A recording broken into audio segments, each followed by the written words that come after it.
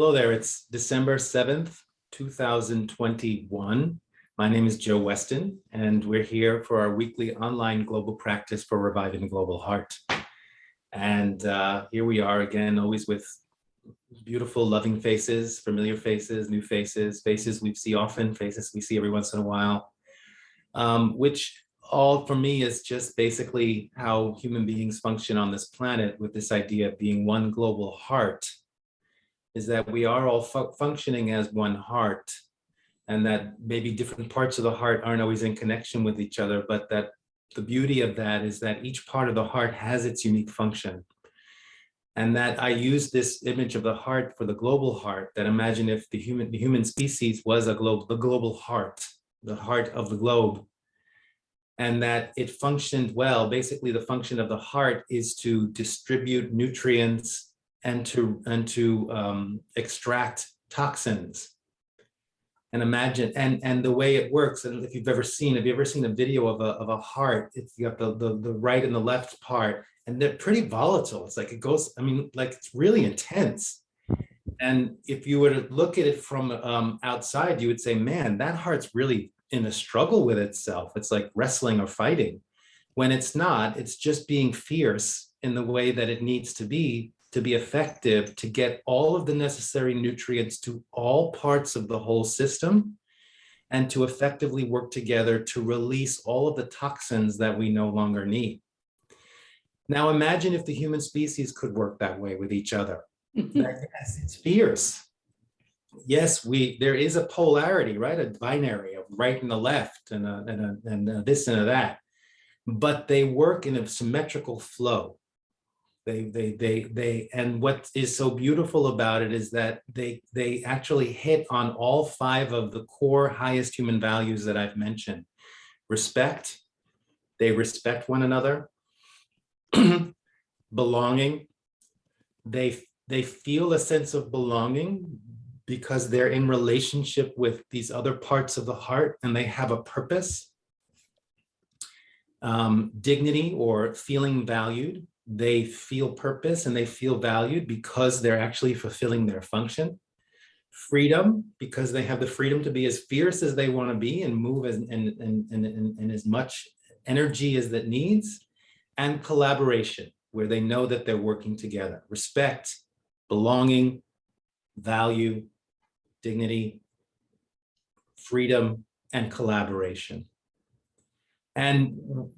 But we're not seeing that happening in the global heart, in the human species, where we're seeing that certain parts of the heart are kind of hoarding all of the nutrients and not distributing it, and other parts don't have access to the nutrients and they're atrophying, and which is causing or the 2 parts of the heart are not in this symmetrical flow dance, even though it seems kind of volatile.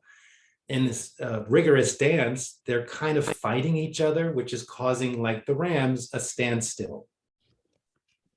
And so in a sense, what's happening is that the global heart is in a standstill. What's interesting is that the Dutch word for cardiac arrest is stilstand.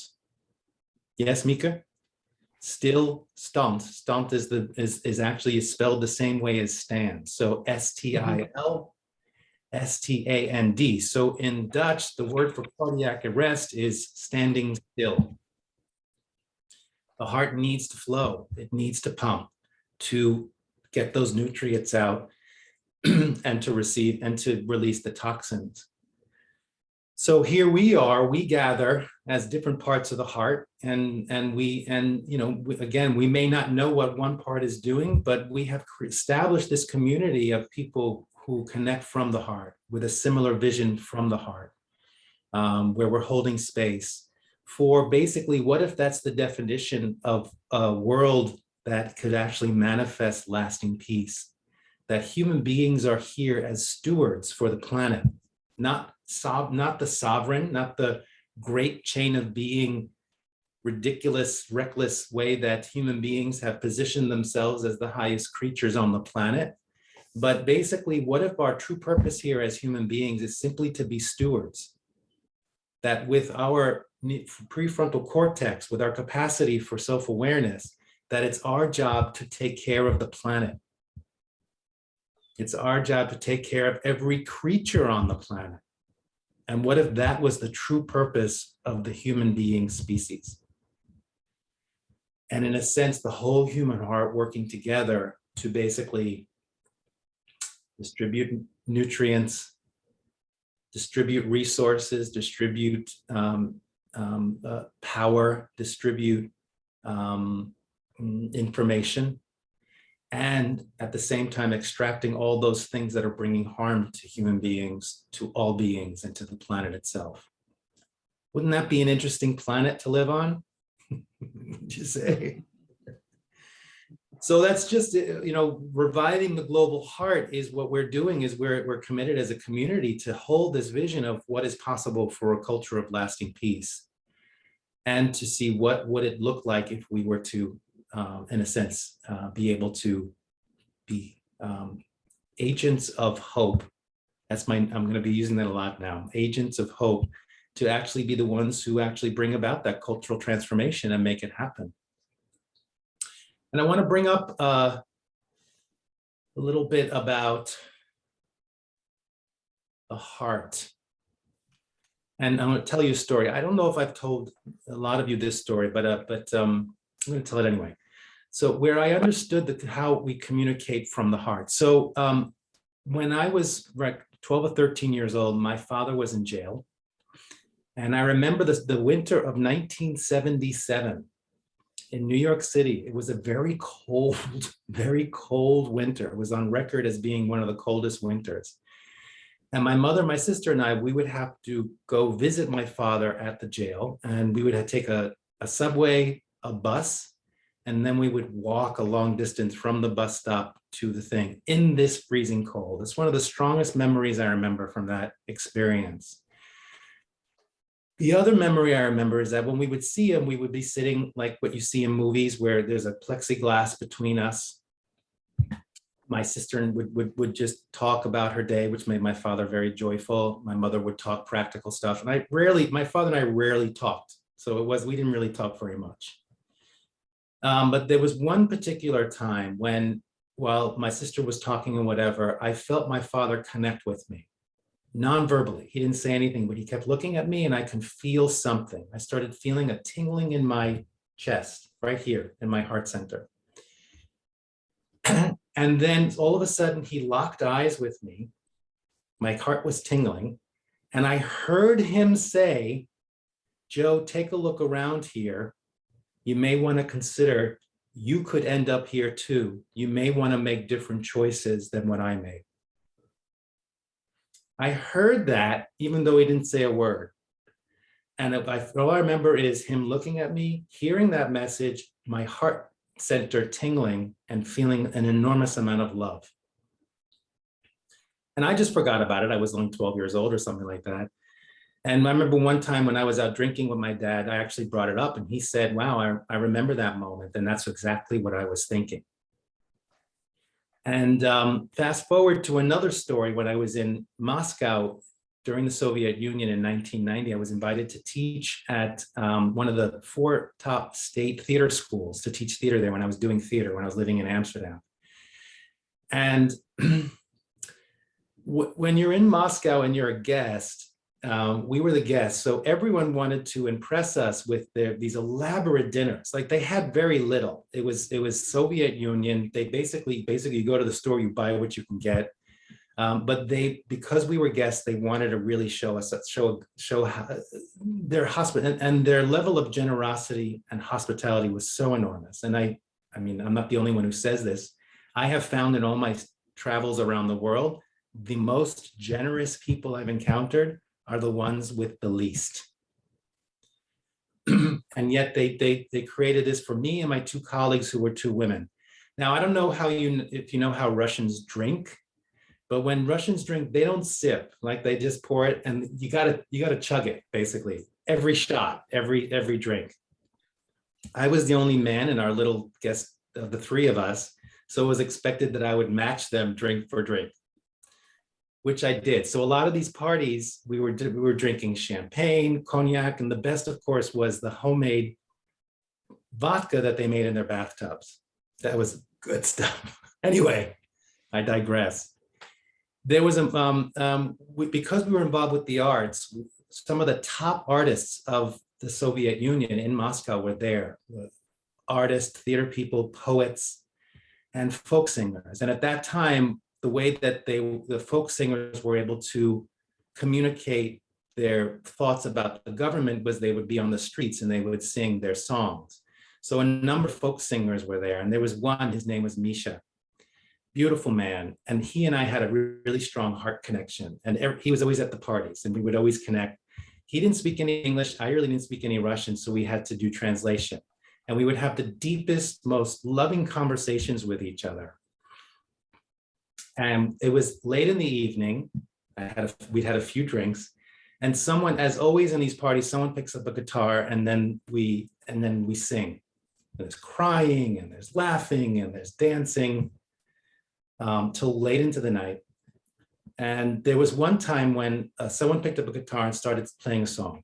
And Misha, in Russian, basically said, Joe, this is the most amazing song. You have to know what the lyrics are to this. And there was no translator around. And so the person is singing the song in Russian and he connects with me, makes eye contact, and I feel the tingling in my heart again, my heart center. I feel the love. And he starts translating the song to me in Russian. And I understood him. So the person singing the song in Russian, and he's like, Joe, you have to understand these lyrics. I'm going to translate them for you. He's so drunk, he just says them again in Russian, but I understood them. And it was a beautiful moment. We're both crying and everything. And the next day, after many necessary cups of coffee, I asked my host, can you tell me about that song? Because she was nearby. This is what I heard was the lyrics. And she says, not word for word, but she said, you got the gist of it. So when I talk about communicating from the heart, I have these for me, personal experiences that I've had that are real and really happened. And I believe that we're capable of this, that if you all know the Heart Math Institute, that the Heart Math Institute has been doing research for decades now on understanding the electromagnetic field of the heart and how powerful it is. One of the statistics that I often use is that the electromagnetic field of the heart is 5,000 times stronger than the brain, and it can permeate through flesh and blood. And that we have access to raising the electromagnetic field of our hearts. And when we do that, which means we're filling our hearts with gratitude and appreciation and compassion and love, that electromagnetic field radiates out and influences others, whether they know it or not. And this, for me, is really a core, deep aspect of fierce ability is how do we train ourselves to be agents of hope, to be agents of cultural transformation, and not in a way where we force people to take on a policy, but appeal to the hearts of people to help bring them back to their best selves, that from my humanity, I connect with your humanity. And that there's a real palpable sense of that there is a real transformational power of the heart that is not just abstract, it's not just romantic, it's not just a Hallmark cardie, as I always say, but a real powerful force. And I would bet that if you thought about it, that you've had moments like that as well. In deep intimacy with your partner or with a child or with a pet or with a tree, where you are communicating and understanding each other without speaking a word. Now you can say this is all fantasy and that's fine, but I believe this to be true. And I believe that this is truly what human beings are capable of. Most of us haven't developed it yet. Just like there was a time when human beings, we didn't have a prefrontal cortex yet. We developed it. We developed eyes and ears and all of the organs that have helped us function better on this planet. That the heart is there ready. It's a muscle, literally and figuratively, for us to work, transform, work out, exercise, and practice that to elevate us to use its capacities in ways that only certain beings that we read about in books have been able to do.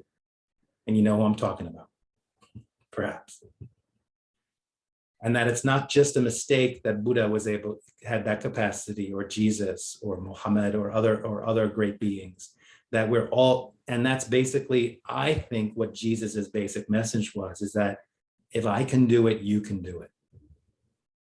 And I'm just here to show you the way of how to do it.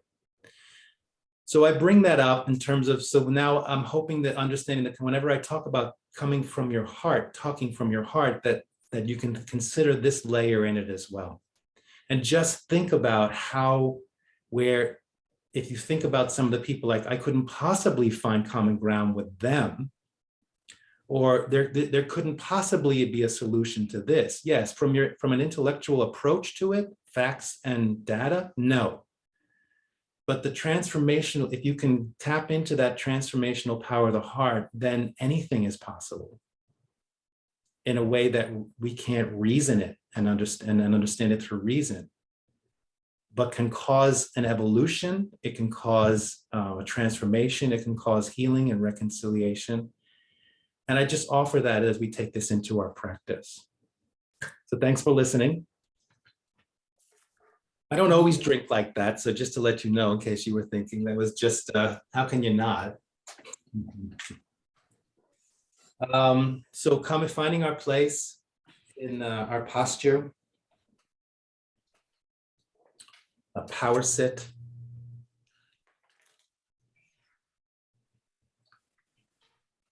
Elongating your spines without being rigid, creating space between the vertebrae. Also elongating from the back of the neck, so you're tucking in your chin a little bit. Relax your jaw, relax your shoulders, relax your belly.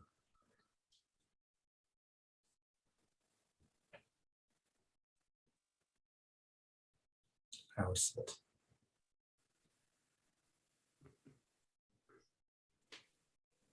Bringing your attention to your core, your center, in your lower belly, the width of 3 fingers below your navel and a third of the way into the body, from the front of the body.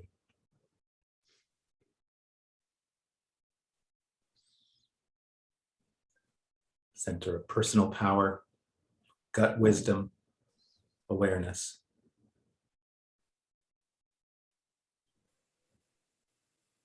From your center, become aware of your contact points, the parts of your body that are connecting with what you're sitting on,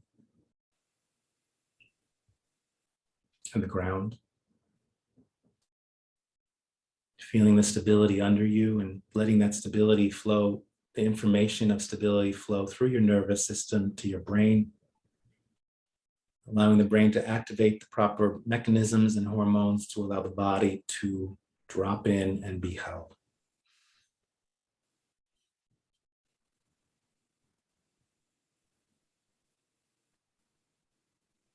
Feeling the earth under you as a sense of support.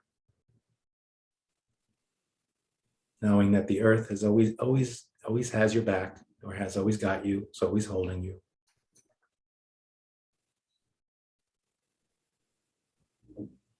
Using this practice to cultivate resilience, which we call presence, awareness, balance, and flow. Coming more into the present moment. From your center, becoming aware of your physical body.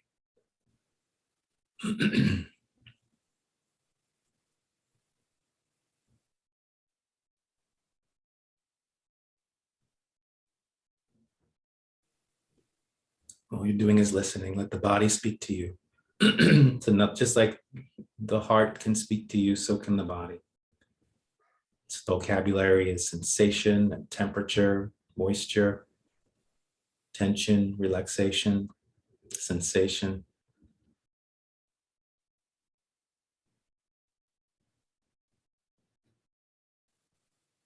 From your center, become aware of your emotional body. What emotions are you present to?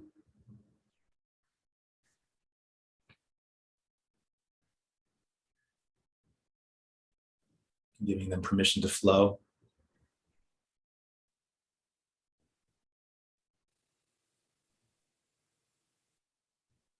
From your center, become aware of your thoughts, your mental body.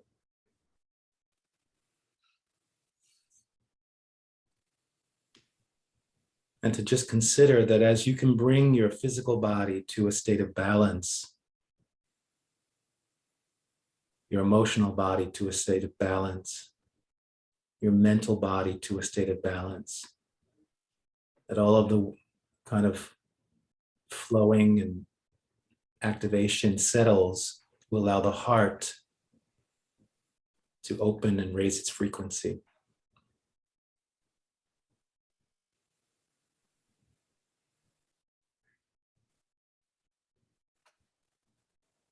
Now bringing awareness to your heart, to the middle of your chest where your heart power resides.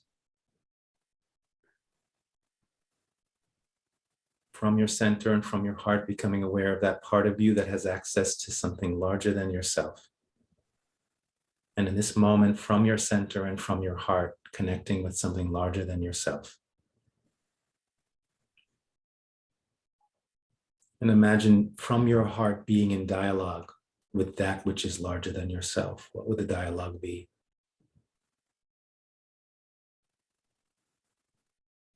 What could you say from your heart? Gratitude, appreciation, opening to any messages.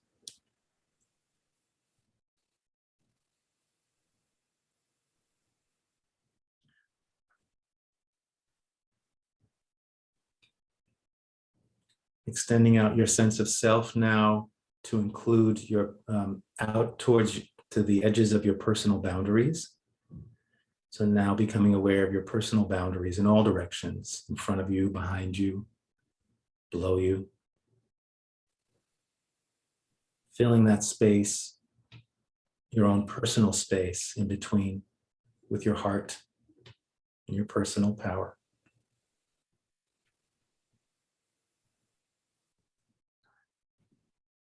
Endowing your space with safety and that you have a right to it.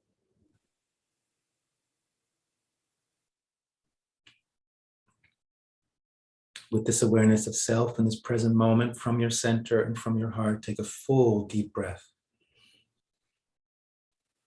Becoming aware of the own frequency of your heart, the electromagnetic field of your heart in this moment. As we continue to do our practice, extending out from your center and from your heart, becoming aware of your surroundings. Engaging from your heart and your personal power with your surroundings and listening.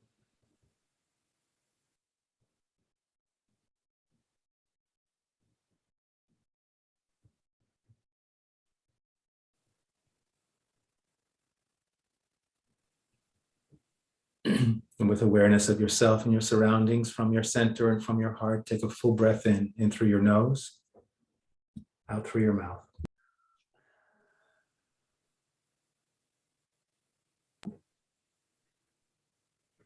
With this awareness of self and surroundings from your center and from your heart, become aware of those in this meditation circle, those joining in this practice. As always, the scope of the planet, all of those in North America, in Europe, and other parts of the world. Connecting from your personal power with honor and respect to their personal power, and most importantly, from your heart to their heart. And as you engage, however you visualize that, from your heart to their heart, begin a nonverbal conversation. Imagine being in communication.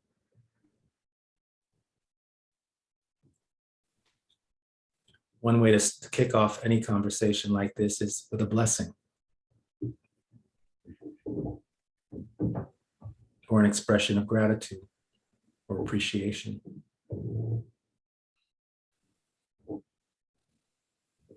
Both giving and receiving. Allowing energy to flow and emotions to flow.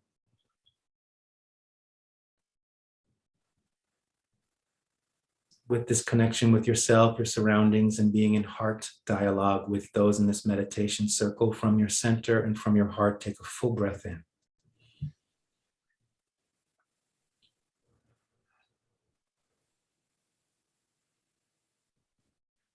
And with this connection with yourself, your surroundings, and those in this meditation circle, continuing that connection like the human heart and the global heart, all parts of the heart,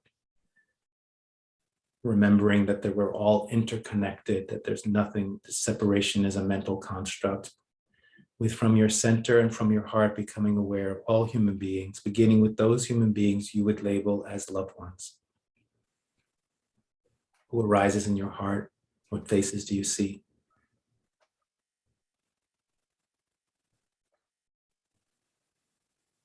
And as you stand or sit face to face with them, from their personal power, from your personal power to their personal power, from your heart to their heart, offer a blessing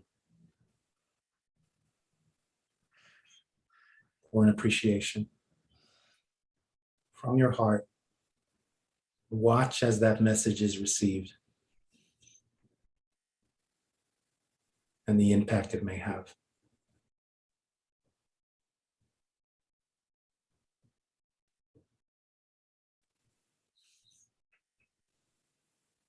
Notice in this connection all of the things you need to move through that separate you, the different layers of that to connect. And from your center and from your heart, become aware of those human beings you would label stranger. Who arises in your heart? What faces do you see, or groups of people? And as you connect with them with respect and honor from your personal power and heart, from your heart, beginning a dialogue. Notice again any resistance that comes up or a little contraction around the fact that you don't know who these people are, judgments or labels. See if you can use your heart energy to pierce through that, to connect with their heart.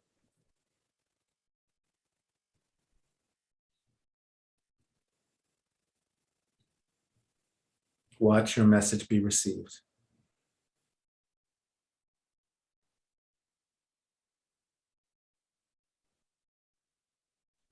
And from your center and from your heart, connecting with those human beings you would label adversary. Who arises in your heart? What faces do you see?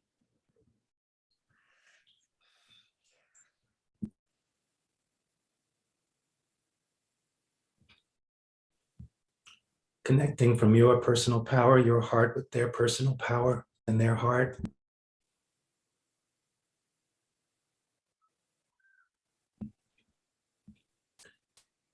Using your heart energy to pierce through any layers of judgment, resistance, fear, labels.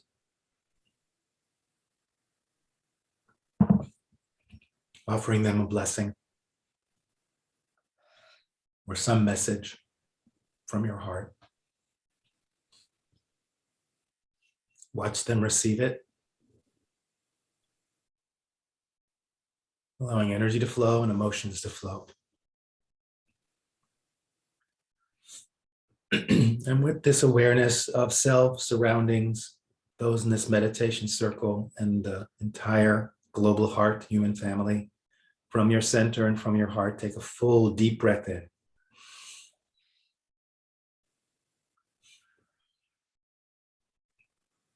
Imagine from their hearts, whether they're aware they're doing it or not, imagine from their hearts offering you a blessing. And allow yourself to receive that. Allowing all human beings to flow into your heart as you bring your awareness back to those in this meditation circle. A deeper appreciation for who we are as a community.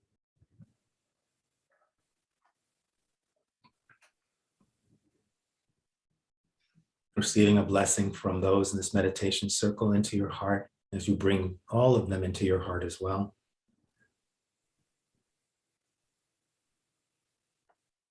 Bringing your awareness back to your surroundings, filling your surroundings with this level of energy and heart energy.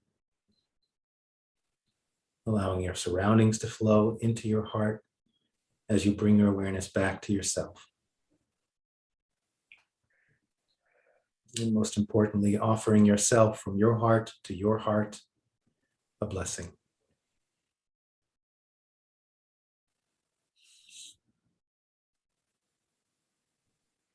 And receive it.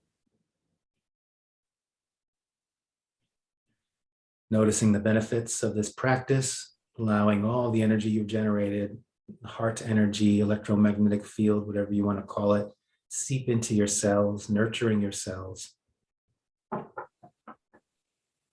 seeping into your organs, nurturing your organs, into your nervous system.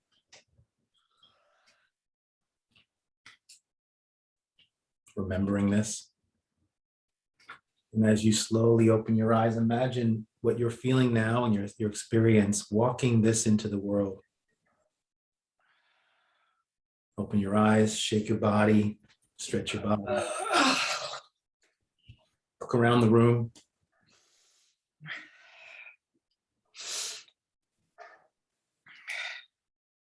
So we started with a motivation, we did our practice. Now we have time to reflect. Anyone have any thoughts on my stories and or the practice? Yes, I like to share some thoughts.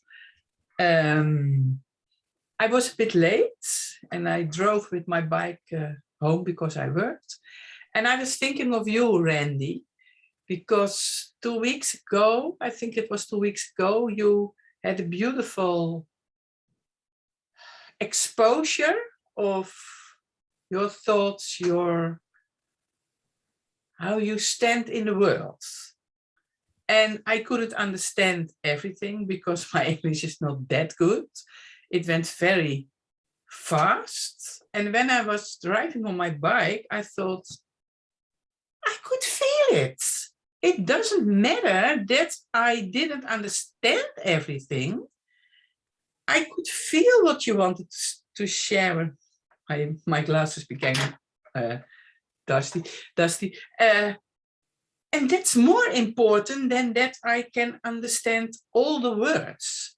I know something in the beginning, it was lean on, and I don't know what happened after that word, but I could feel the word lean on. Oh man, that gives you, it makes you quiet. You could really rest in, and I don't know where I rest in, but I could understand because you can rest in it. So it's good. So I love to see you again, so I can say it, and I was just in time. And it doesn't matter what language it is, because the energy language is a bridge to everything. And when we gave a blessing to our adversaries, I think I understand it a bit in that way. I know I understand it. I thought, now, well, that's a bridge too far. And then I thought, no, it's not a bridge too far. I can try. And then I love you to say and receive it. And I could feel, oh, well, when I send it out, they can receive me when they want. And when they don't want, it's okay. And I can receive it back, even because I was thinking about people far away, languages I don't understand, doesn't matter, because energy doesn't need translation. So thank you very much for today. Thank you, Mika. So beautifully said. Yes, and it was very funny because the first word when I was connected was still stand. And you said in Dutch, it's still stand. And there is a verb with that word. Standing still is going backwards. That's why we always run. But I was thinking about it, and no, we have to practice this constantly, because when we stand still and think, oh yes, now I know, if you do it for some years, I know how it is at every Tuesday. No, when I won't come and I don't come and I don't practice, I go backwards and lose the connection with you all. So That's it. So that's it. That's a lot. Thank you. That's so beautiful. Thank you, Mika. I feel your heart. I always feel your heart. It's such a generous heart, an alive and joyful and generous heart. Fierce. Thank you. I feel it. Well, I always think, when I think about you, I think, well, when you ring at my doorbell, you always, everyone, you come, you eat, you stay with us, you're welcome. I can feel it every week when I come here. And I only have seen 2 or 3 people once in a real life, but your friends, your loved ones, so you're invited. Yay. And everyone together also invited. It's okay. Take a breath. Thank you. Anyone else want to share?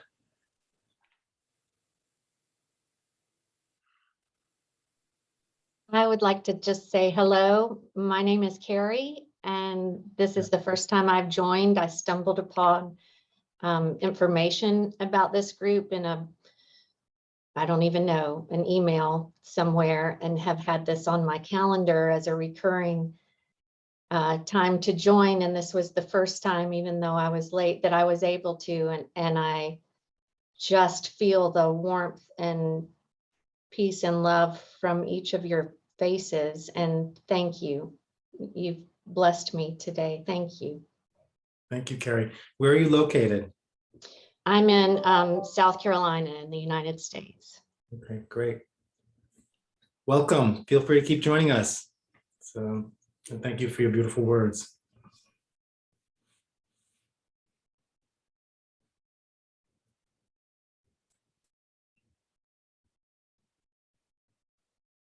Hey, Joe.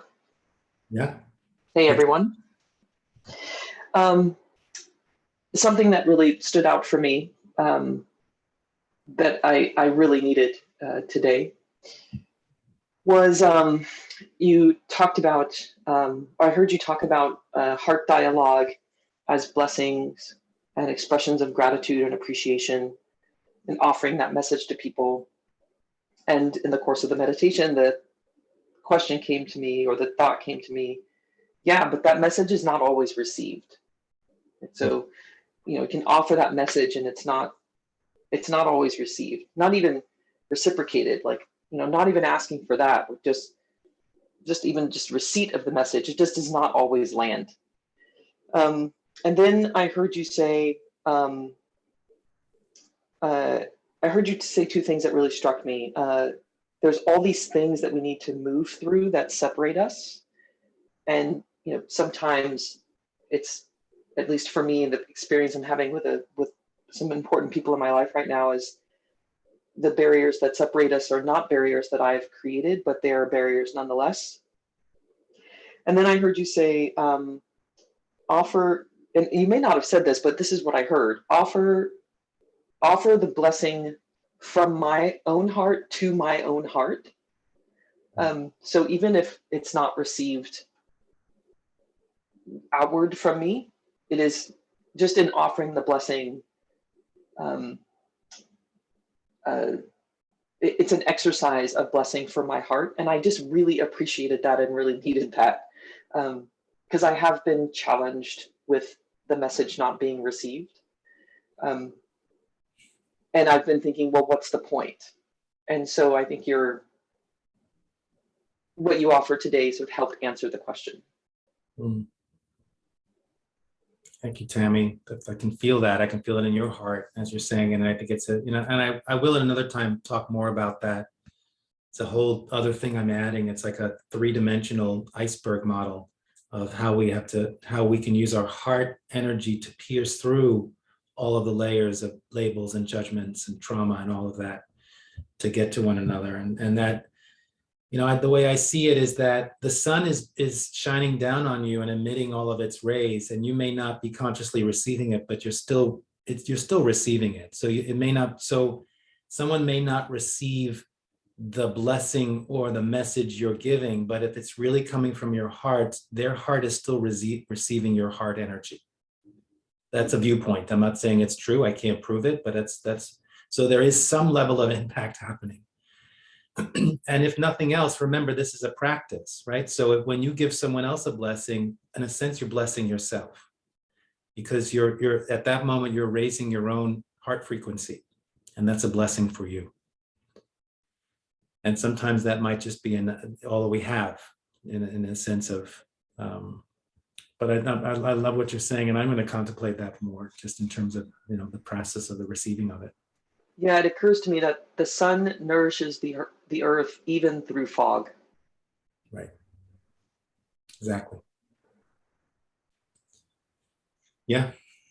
So to trust that again, the message may not have been received, but the heart behind it was. If you were really coming from your heart. Makes sense. And Tammy, years ago, and a young neighbor was walking, and I didn't know her, and she turned to me on the street and she said, "Isn't it beautiful?" And it was a very gray day. She said, "The sun is out, we just can't see it." Yeah, I think about that all the time. Marianne Williamson used to always say that, for working through depression, like even if you are feeling in the fog of depression, the sun is still shining somewhere. Right. And I'm sure you really need that living in the town you're living in, Tammy. Oh yes, oh yes. Hey, Carrie, thank you for your wisdom. Yes, Ubuntu is a very powerful practice and concept. Yeah. Heart connection. All right. Well, thank you all. Thank you for letting me share my stories and receiving them. And hope that you got from my heart to your heart. Practice this. Even when you're sitting in a cafe or in public transportation, what does it just mean to connect from your heart to another's heart? They don't have to know, and who knows the effect it can have. Just practice it. If you're not on our mailing list for the Weston Network or the Fierce Ability Project, I'm not sure. We're sending out, I'm doing this as I mentioned last time, this 5-part series of articles on how to go into 2022 as an agent of hope, stepping into your story of hope. Find out about that if you're not getting those articles. And we're still raising money for the production of the book Fierce Ability, which is getting closer and closer to that phase, which is exciting. So if you'd like to make a donation, Todd, can you put the link in there's a Fundly where we're 70% to our goal that we want to get by the end of the year. Thank you for all of you who have donated. Very, very grateful for that, from my heart to your heart. Let's dedicate this to all the energies we've created that made this global heart function again in a fluid, flowing, loving way, being as strong as it needs to be to get nutrients to every creature on this planet, certainly every human, resources, information, shared power. And may every being on this planet have enough fresh water to drink and food to eat. And may all governments govern from a deeper place of heart resonance, as opposed to fear and greed. Thank you all, and see you next week. Thank you.